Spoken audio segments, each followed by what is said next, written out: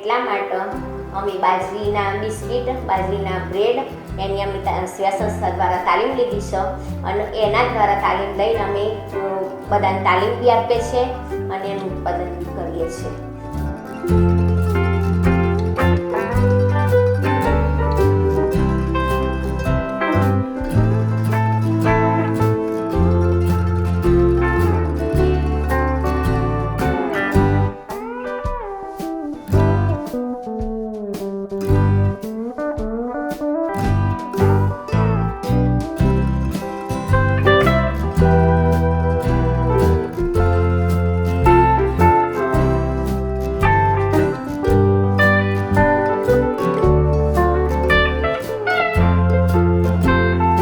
બાજરીના biscuit bread અમે બનાવીએ તો એના ઉપરથી બધાને ખબર બી પડે કે ભાઈ બાજરીના બિસ્કિટ બી બનશે, બાજરીના બ્રેડ બી બનશે.